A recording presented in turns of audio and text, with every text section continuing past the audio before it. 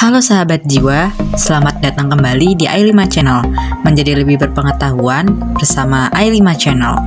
Kali ini kita akan membahas mengenai permeabilitas pada reservoir panas bumi. Video ini cocok untuk kamu yang baru mengenal panas bumi dan bisa menjadi start kamu untuk menjadi lebih expert lagi dalam mengenal bidang geothermal energy. Yuk langsung aja kita mulai.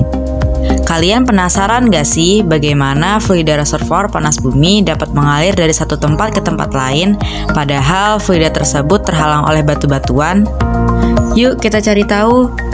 Suatu sistem panas bumi tentunya memerlukan sumber panas, reservoir, dan fluida untuk menghasilkan panas.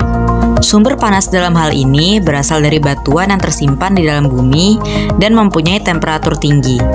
Reservoir biasanya disusun oleh batuan yang bersifat permeabel yang dapat menyimpan panas dan merupakan tempat sirkulasi fluida yang menghantarkan panas dari sumber panas hingga ke permukaan. Selain itu, sistem panas bumi juga umumnya dilengkapi dengan batuan impermeabel yang membuat panas dari dalam terperangkap di reservoir, serta patahan sebagai jalur migrasi baik dari sumber panas untuk sampai ke permukaan maupun resapan air meteorik yang masuk ke dalam sistem panas bumi. Sama seperti di perminyakan, pada dasarnya batuan reservoir panas bumi juga memiliki sifat fisik berupa permeabilitas. Nah, apakah sahabat jiwa tahu apa itu permeabilitas? Permeabilitas suatu batuan merupakan kemampuan batuan untuk meloloskan fluida melalui pori yang terhubung di batuan reservoir.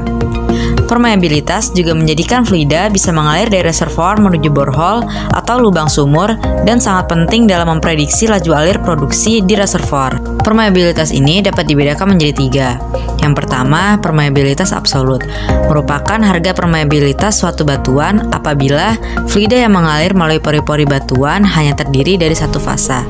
Kemudian, permeabilitas efektif, merupakan permeabilitas bila fluida yang mengalir lebih dari satu macam. Dan yang terakhir, permeabilitas relatif, merupakan perbandingan antara permeabilitas efektif dan absolut. Permeabilitas merupakan parameter yang penting untuk menentukan kecepatan aliran fluida yang biasanya dinyatakan dalam satuan milidarsi. Di bidang geothermal seringkali dinyatakan dalam meter persegi, di mana satu darsi besarnya sama dengan 10⁻⁻12 meter persegi.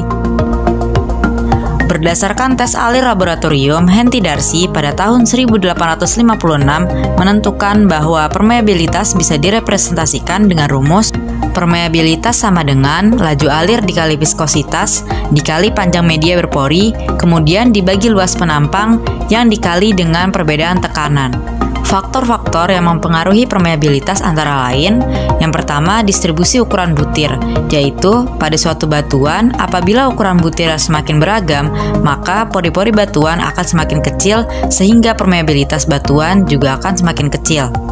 Yang kedua, susunan butiran, yaitu pada suatu batuan apabila susunan butirannya semakin rapi, maka semakin besar pula nilai permeabilitasnya.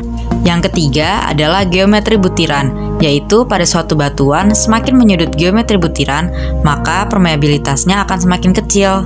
Yang keempat yaitu hubungan antar pori. Semakin bagus hubungan antar pori pada batuan, maka permeabilitasnya akan semakin besar. Yang kelima yaitu sementasi. Semakin banyak kandungan semen dalam suatu batuan, maka nilai permeabilitasnya akan semakin kecil. Yang terakhir yaitu kandungan lempung. Semakin banyak kandungan lempung pada suatu batuan, maka semakin kecil nilai permeabilitas batuan tersebut. Berdasarkan faktor-faktor yang mempengaruhi permeabilitas, dapat diketahui bahwa permeabilitas berkaitan dengan sifat fisik batuan lain, yaitu porositas. Umumnya, penambahan porositas akan diikuti dengan penambahan permeabilitas. Kemudian, semakin tua dan kompak suatu batuan, maka porositas dan permeabilitasnya akan semakin kecil. Adanya peristiwa dolomitisasi akan menambah nilai porositas dan permeabilitas. Nah, dapat disimpulkan bahwa permeabilitas dipengaruhi oleh besar, bentuk, dan hubungan antar butir dalam suatu batuan. Bagaimana sahabat jiwa? Kalian masih penasaran kan dengan penjelasan geothermal lainnya?